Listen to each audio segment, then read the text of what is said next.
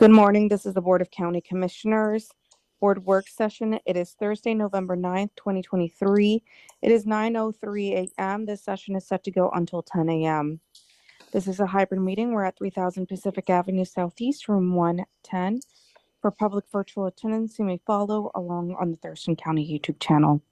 I'm Carolina Mejia. I'm the chair of the board.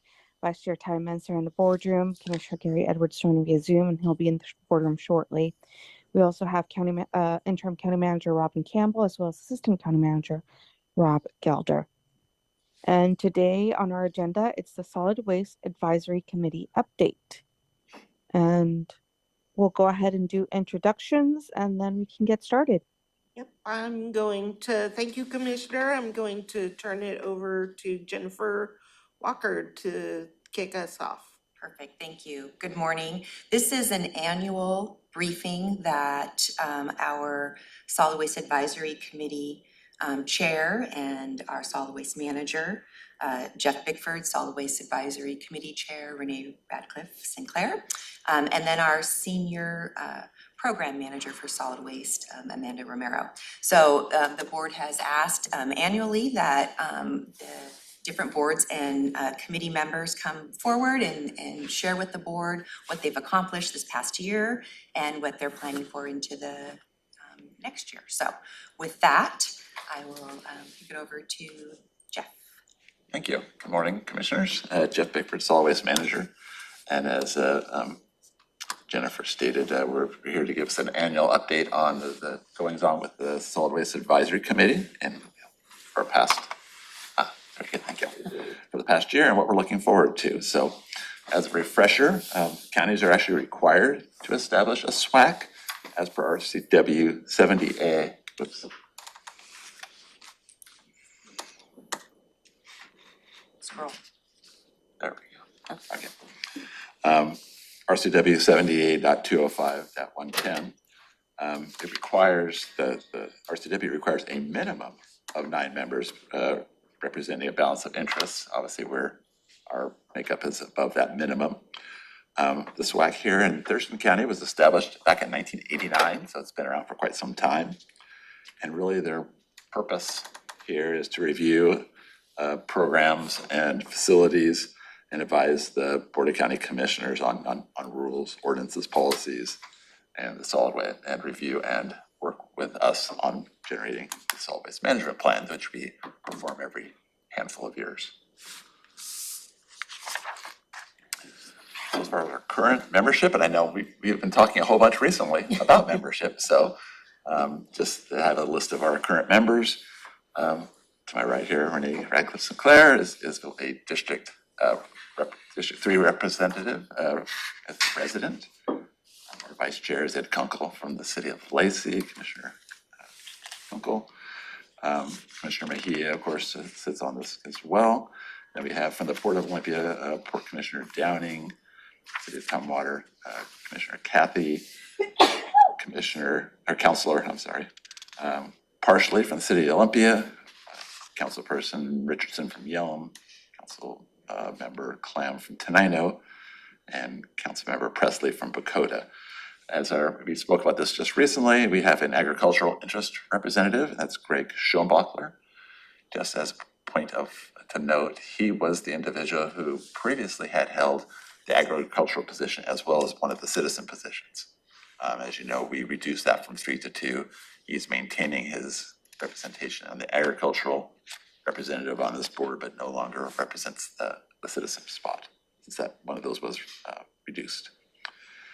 Richard Moon is our District 2 resident representative. We have currently have a vacant spot for the refuse industry, but there will be coming to you shortly a individual that represents Pacific Disposal that has been brought forth to the committee at the November meeting that was recommended to come to the commissioner. So you'll be seeing that shortly, a recommendation to seat somebody in that position within the next. Who makes that recommendation, Jeff? He applied and it was going in front of the SWAC. So the whole SWAC gave a unanimous decision to recommend it to the board that the board seat this individual. And like I said, that will be coming to you shortly. Generally, our process is for the positions that aren't coming from other cities or towns, that the SWAC reviews the applications and considers those and then makes a recommendation to the board. We don't see those applications. The application will come forward with the AIS with the SWAC's recommendation to appoint. So the applications will come forward with the AIS. Okay, all whoever applied. Just the recommended individual or all of the applicants? Just the recommended, although I will say, I don't know that we've been in the position of having a few come forward, and then a decision is made. Usually it's just been one. So we haven't tested that process out beyond that. And then I'm just asking because, and I think you're probably right, but if there did have a situation like that, I don't know of any other committee that works that way. I mean, we have certain committees that we get recommendations from the committee, but we see who applied, we see the applications, we take that recommendation, and then, the board can do what it wants, but Absolutely. I'd just be curious if that's how it's done, where we don't even see the other applicants, we just get handed a nomination from this committee. Well, I think if I'm hearing how the board normally does it, we'll just make sure our process includes making sure the board sees all of the applications, and the SWAC committee will still go through probably an assessment and have As a long as that's recommendation. But okay with the bylaws, because it's not a good look for us if somebody's like, well, why didn't I get selected? It's like, I didn't even know you applied. And that makes us look like we don't even know what we're doing. Sure, well, we'll double check it, we'll check the bylaws. Again, we haven't had the luxury of having that problem. that much interest, but we absolutely will take a look at that. All right, thanks. Yeah, absolutely. And as she mentioned, we have only the single application, even though we put it out there and it's been open for some time, so. But yeah, I don't believe we've ever had more than one for an open position, to date anyway. Continuing forward, we have Chad Sutter that's representing the recycling industry. It's from Sutter Metals. David Nightingale is business interest. He has a specialization in household hazardous waste as a consultant. We have a non-voting representative, so she doesn't count towards one of 15, which is Laura Busby. We always have somebody that represents the Department of Ecology that participates, but they're a non-voting member.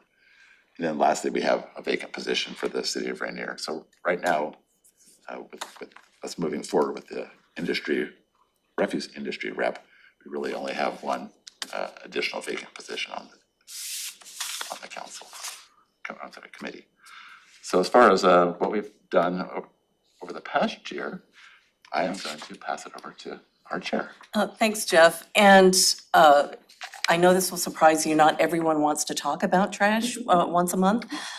So at least since I've been on the SWAC, when we have an open position, it's good when we get one good solid application, and that's certainly the case here. Sadly, we lost one of our industry representatives this year, and that was Delroy Cox, who had served on the SWAC for many years. I think that he is the only member who was left who was here when I started with SWAC.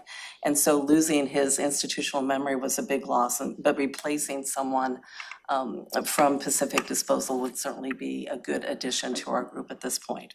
So taking a quick look at what we've done in the last year, we made a recommendation to you about our membership, which you acted on just a few weeks ago. Regarding the change in the Board of County Commissioners and what that means to the makeup of the Solid Waste Advisory Committee. And thank you for your quick action on that. That allows us to start the new year in a good place. We also reviewed options and made a recommendation to you about the reconfiguration of the work. We were excited to look at those plans and provide a recommendation to you. We also reviewed the proposed South County Transfer Station. That one's of particular interest to me. As I've told you in previous conversations, I self-haul, and I tend to haul to South County to the Rainier location. So it's been fun to look at the options in regard to the facilities in South County. Moving on, we also monitored and gave feedback on a variety of legislative issues that have been working their way through the process. Not only in the last year, but the last couple of years, there's been a lot of work around organics and plastics. And we have taken a review of all of those issues and tried to stay current on them.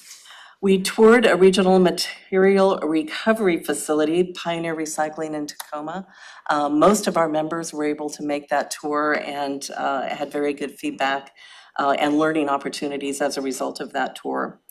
We received educational presentations on a variety of solid waste related subjects. And at this point, I just have to say, I'm coming to the end of my 2-year term as chair. And working with our staff the last 2 years has just been really a wonderful experience. Anytime the committee has an interest in any of the programs of the county, they've just been very responsive in getting those presentations to us. And we have deeply appreciated that. And finally, we provided input on the draft compost procurement ordinance that you all will be dealing with shortly, or have you already? Passed the board. but- Okay, all right, you've already done that work. And Jeff? Okay, upcoming for the end of this Scroll year right and up when for real 2020. fast, Jeff. Oh. There you go. Really got a quick, got a quick. Yeah. So that was it. No. Yeah. No, we do have more than that. So for the upcoming year, some of the projects that, and topics that this SWAC will be looking at, considering and reviewing, and in some cases making recommendations on, is the work reconfiguration design.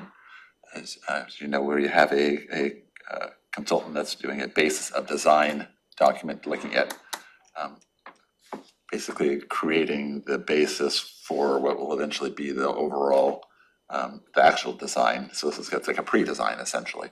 That'll be going to review to the SWAC probably in January, most likely, for their review. And then ultimately, based upon feedback from them as well, we'll be coming to the board for review as well. Next up, as we mentioned previously, the proposed South County Transfer Station.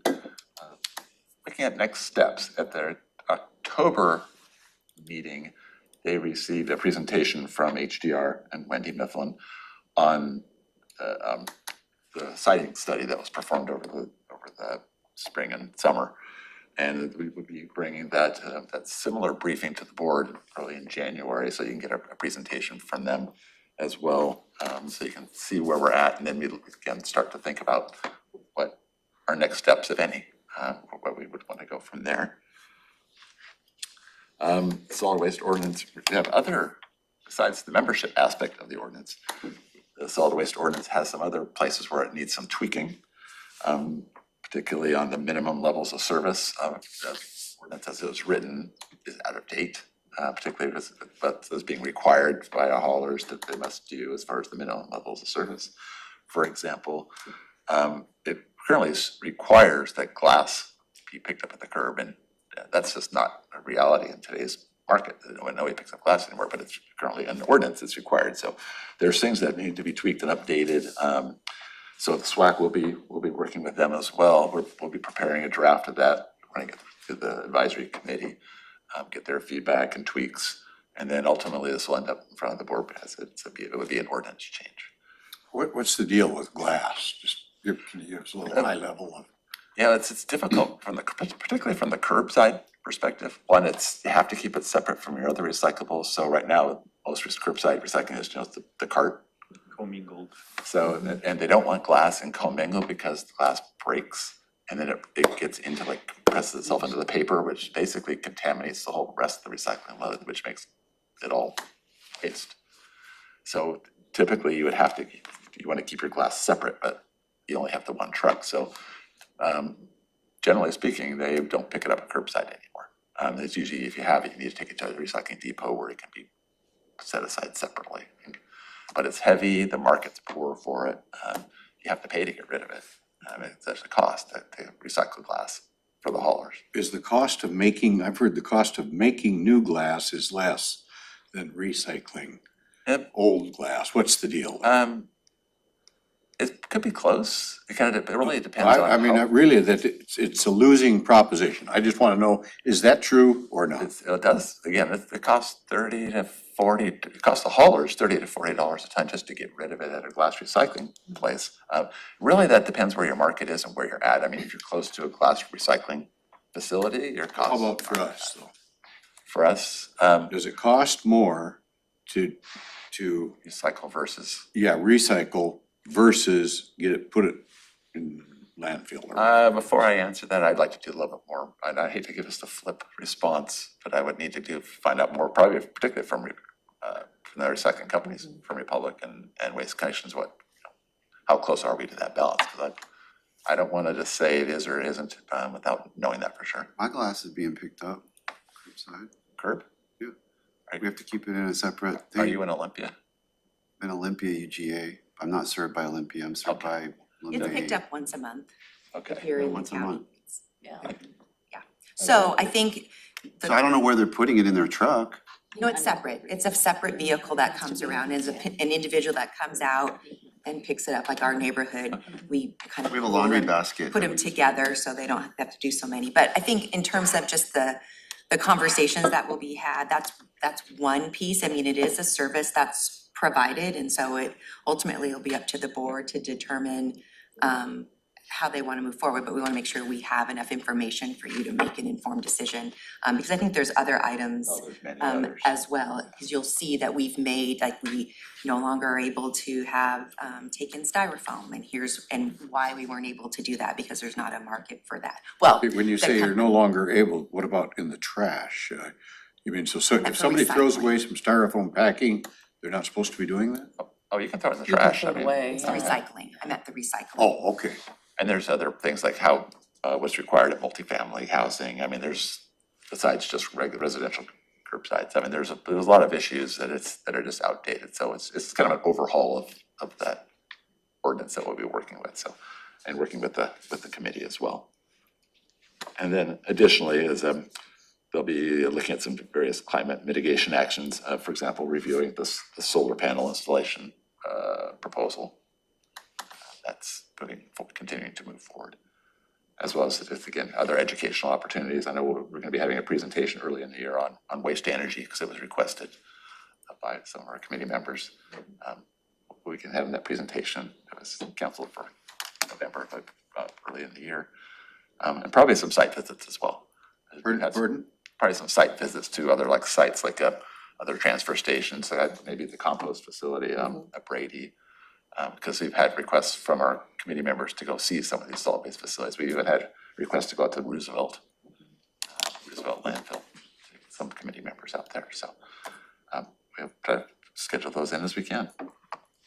That's kind of Does anybody around here burn, to produce power and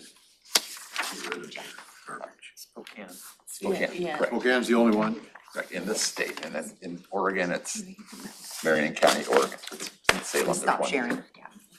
We actually had Spokane scheduled for a briefing at our November meeting, and they had to postpone that. So we will be hearing from them shortly after the first of the year. But it is just them in this state Yes, currently. yeah.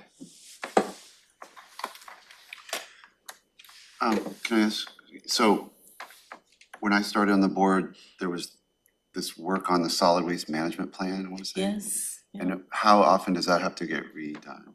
Every 5 But years. typically every 5 years. 5 years or of so. testing, so it's not too far around the bend that the Yeah, it's SWAC less. would have to look at that. One of those 2021 to 2026 is the current plan, so we want to have a 2026 to 2031 would be the Okay, next so a update. little bit. Okay, and then when you guys went to Pioneer Recycling in Tacoma, what was the motivation for that? Was there something they're doing that you wanted to see, or what were you trying to look for?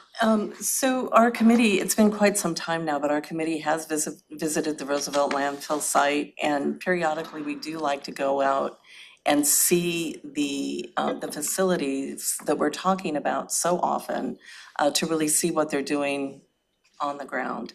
And it was really just an informational, educational opportunity for the committee to learn more about the industry that we're talking about once a month. And Pioneer is where majority of the recyclables from this county go to?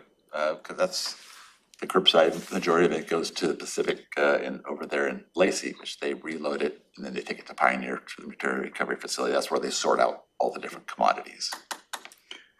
Okay. So there was an interesting. And that tour was pretty great in Pierce County. Any big takeaways? We did that. You guys, Commissioner? Excuse me? So any big aha moment or takeaway from that tour from your perspective? There was a lot of big aha moments throughout that whole tour. You hear about it, but when you're actually seeing it in action and the amount is really big.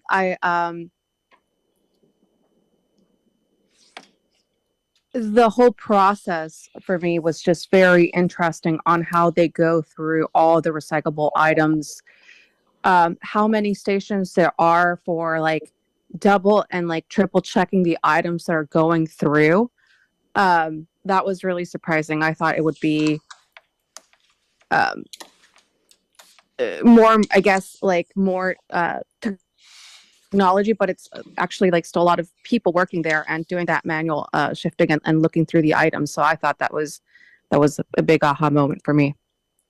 One of the advantages, if you go up there, if you are moving, where they repurpose boxes and packaging. So when my husband and I moved down here, that's where I went to get boxes and bubble wrap and because they were taking that in. And so that's a repurpose, like it's a small thing, but it's repurposing material. So it's not just throwing away. And so I don't know if many people know that, but it's all nice and clean and easy to go in, so. When you say like boxes, were they flattened out somehow and then you put them back together if you need a box? Yep. So they have them all separated out, and you can drive in there, and we went there a few different times, because depending on, it's just a hit or miss on who's recycling, and then you can come in and use those, so just a small little repurpose tip. Yeah. And pizza boxes are not recyclable. Right.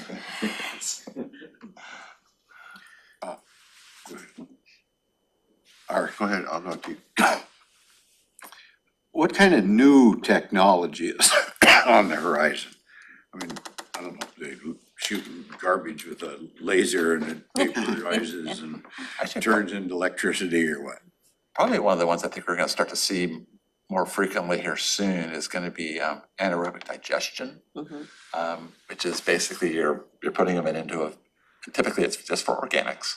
It's what? It's for organics. Yeah. So like for food, particularly for food waste in particular, but a little bit for like yard debris as well, but more for the food. It puts it into an airless environment in vessel, and without lacking oxygen, it'll decompose and it'll be able to get gas off it, methane. So you can create either a biofuel, whether you. So is that kind of what's going on over in Eastern Washington with our stuff? There's a big facility that's just being developed down in, I think it's Longview, in the I-5 corridor. It's a larger digester. And right now, they're hoping to be the first one here to start drawing the push towards getting more food waste out of the waste stream. Is they're hoping to to be the magnet, so when people start collecting more food waste that they can take it there, because standard compost facilities like Silver Springs or Brady, there's only so much, a small percentage of food that they can have in without the yard debris before it starts to become problematic, because of, the higher food contents will tend to draw other, like vectors and, that kind of thing. So the in-vessel piece, again, I think it helps get rid of that. So I think you're gonna see a lot more push towards digestion in general in this state, particularly again with this whole push again for getting more organics out of the waste stream. So that's one I think you will be talking about a lot more over the next number of years. And who's sponsoring that? I forget the name of the company that's developing the one down in Longview. It's a company I hadn't heard of previously, so I don't. So it's not like a county endeavor? No, it's a private investor. So that's a great segue to my question, which is gonna be about food waste and so what you're describing, what would Thurston County have to do to take advantage of that, or or participate in that or promote that? You're saying it's a private company and then what? We have to collect organics in a certain different way and haul them to some facility that's doing this process that you're describing? Sure. Just as a little background, the HB 1799 that was passed the year before last, the organics bill, had two goals in it. This is a little background.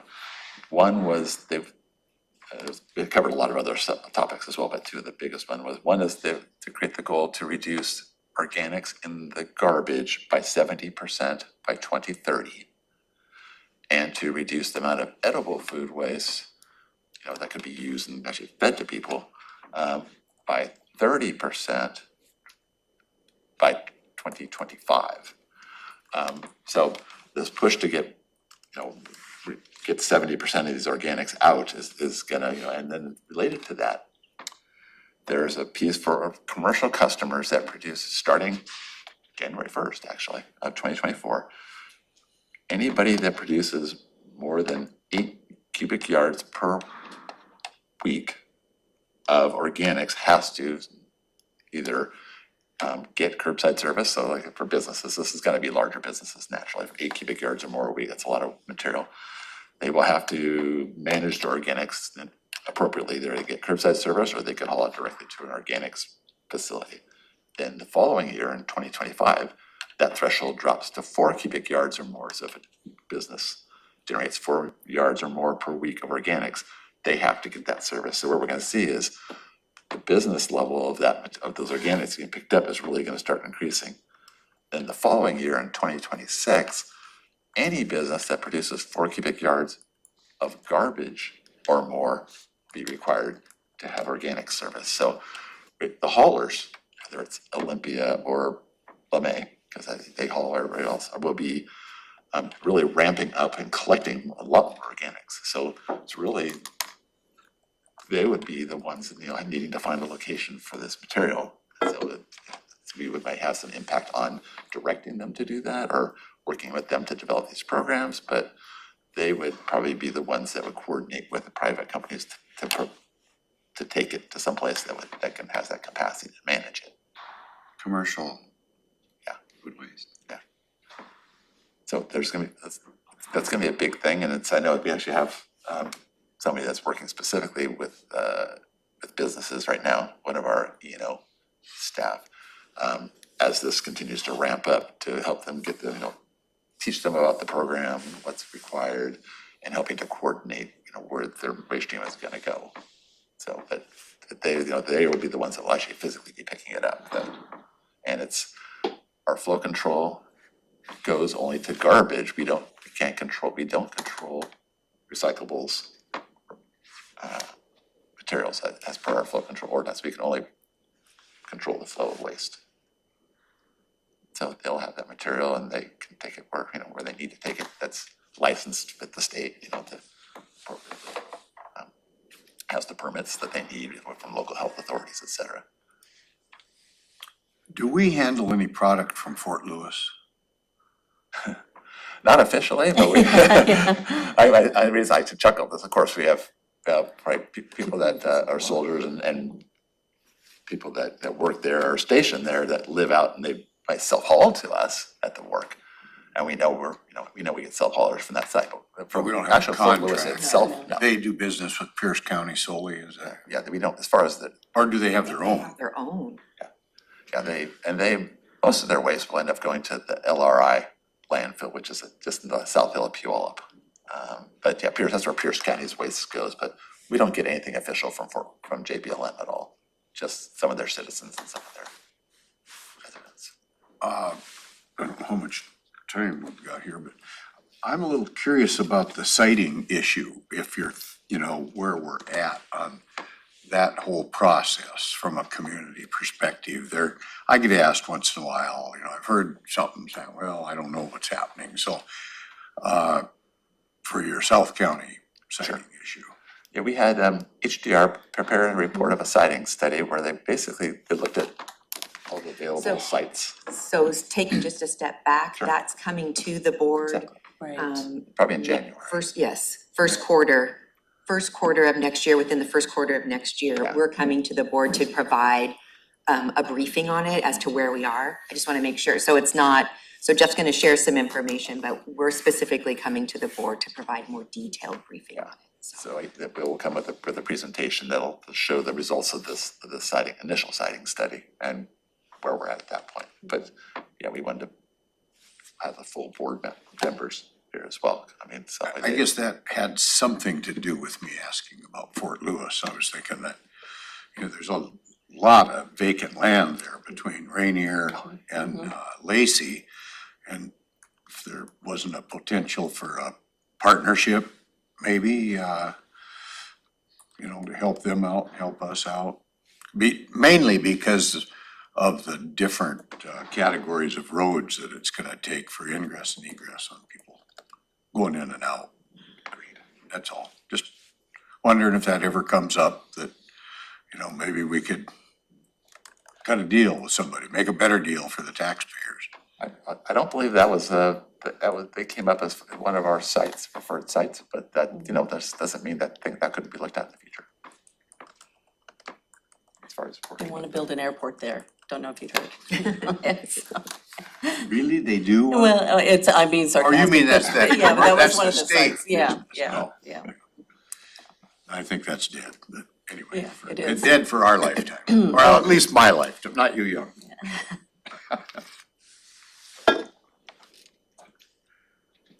What about overseas? Shipping, used to ship garbage overseas. What happened? And has it ever picked up? Is it ever going to pick up?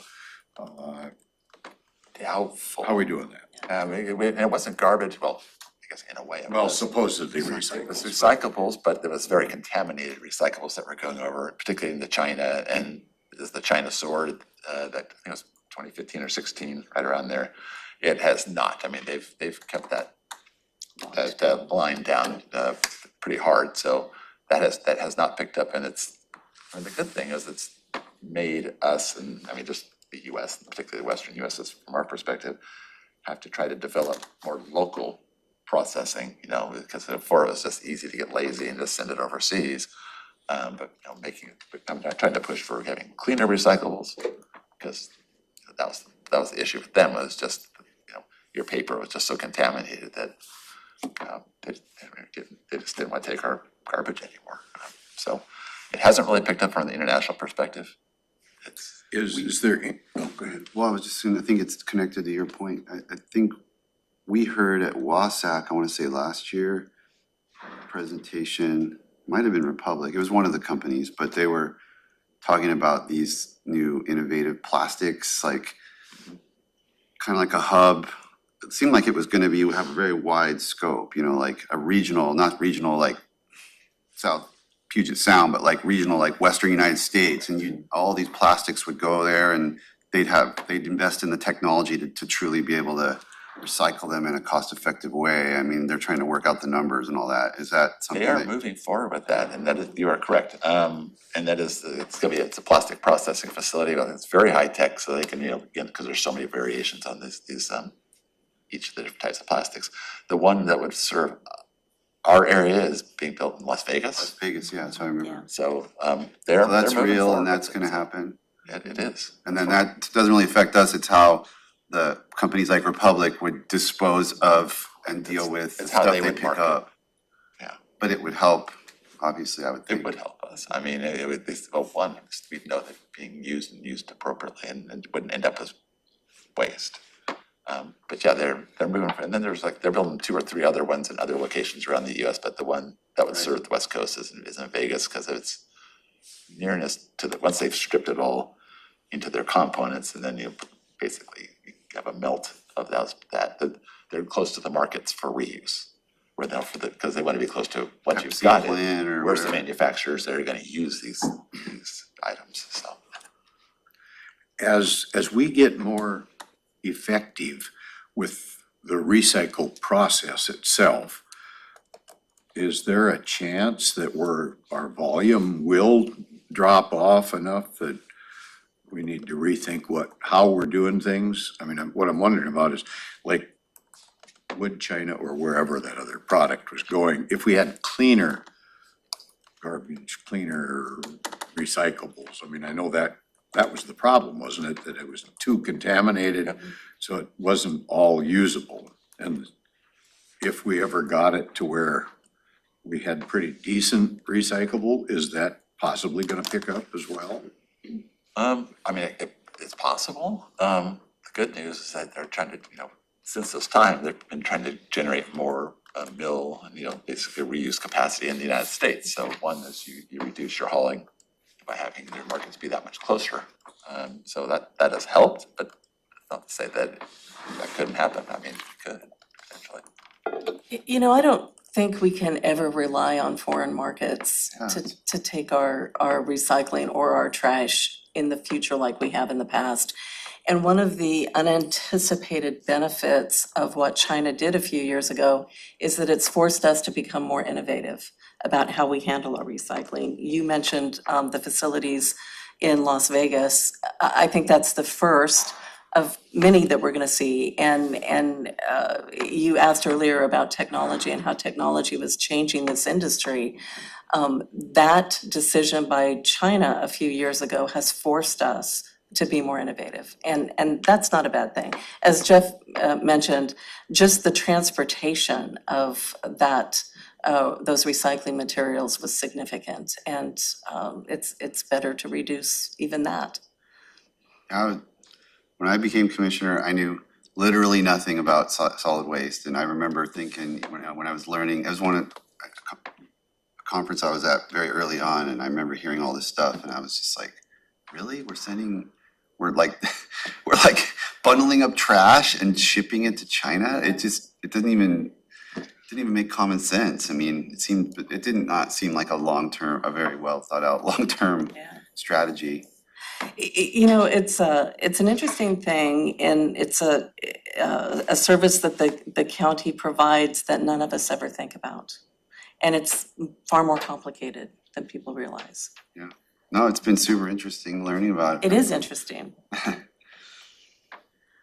Piggybacking on Commissioner Mejia's question about sort of the waste to energy piece of it, has there been a lot of industry conversation around the plasma gasification process in lieu of the other processes? Because it basically converts the organics into gas and in the inorganics into slag, which basically is a vitrified glass material that can then be used in other ways, whether paving roads or who knows what. Waste Management had a pilot plasma facility at their facility, kind of opposite where Roosevelt is over there. There has Columbia Ridge landfill, which I've seen. The problem with where they've never been able to really, there's a lot of people that have looked at this over the years, that they've never been able to quite get it to go, is that you put so much more energy to get that plasma, requires a massive amount of energy. That there's so much more energy going in than the energy you get out from the gas. And then, like you said, you get a slag, which is kind of like a vitrified glass, which is just all the other solids that are left. That to date, it hasn't economically worked out yet. I mean, I'm sure they're probably still trying to tweak it, but it's just haven't been able to make it viable, particularly economically, or just figure out, good uses for the glass. But again, it's the power input is a negative. So you put a lot of extra energy in, and so obviously that's substantive cost. But you never know. They might figure it out. It's like cold fusion. Maybe they'll figure it out someday.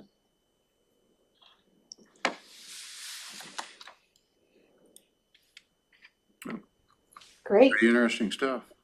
Yep. Any additional questions, comments? Can I just say for the record that we're giving the board back time? Point that out. Well, thank you for the update today, and it is 9:42. We are adjourned. Thank you.